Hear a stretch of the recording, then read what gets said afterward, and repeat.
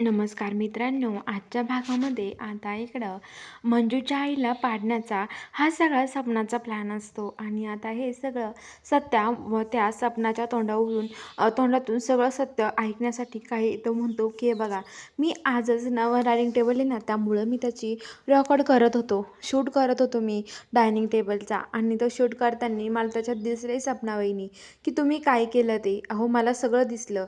अहो तुम्ही मध्येच पाय घातला आणि आईला पाडायचा प्रयत्न केला आणि म्हणून ती भाजी मम्मीच्या अंगावर सांडली आहे.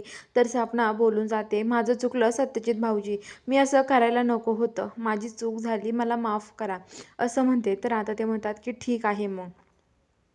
तर आता लगेच ते म्हणतात की हे बघा, आता जी मंजू आहे ती मंजू म्हणते की हे बघा तुम्ही, आता मला काही माहिती नाही आहे. मंजू म्हणते की आता मंजू म्हणते मी बघितलं होतं, मी सांगत होते ना.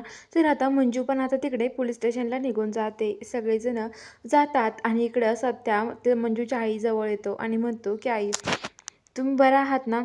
हे बघा आई, तुम्ही आज वाचलात. तर आता सत्ता म्हणतो की हे बघा तर मंजूची आई म्हणते की हे बघा सत्यजितराव, तुमच्यामुळे मी वाचले आहे, तुमच्यामुळे मला काही झालं नाही.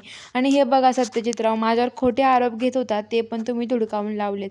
हे सगळं तुमच्यामुळे सत्य झालं, तुमच्या त्या रेकॉर्डमुळे झालं. तर आता लगेच सत्ता म्हणतो, अहो आई, कशाचं रेकॉर्ड आणि कशाचं काय, सपना वहिनी तसं काही खरं बोललं नसतं ना, त्यामुळं मी हे सगळं केलं आहे.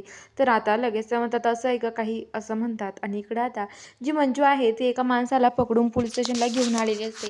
तिचं खूप डोकं फिरलेलं असतं त्या माणसावरती आणि त्या माणसाला ती आता मारहाण करते, त्याला हाणते आणि त्या बाकीच्या कर्मचाऱ्यांना म्हणते की तुम्ही याला हाणा आणि तिकडे आतमध्ये कोठडीत टाका, याला जेलची शिक्षा काय असते ना याला कळलंच पाहिजे. हा जोपर्यंत खरं बोलत नाही ना तोपर्यंत याला जेलमध्येच राहू द्या असं मंजू म्हणते. बघूया आता पुढील भागात काय घडणार आहे हे बघायला आपल्या चॅनलला लवकरात लवकर सबस्क्राईब करा.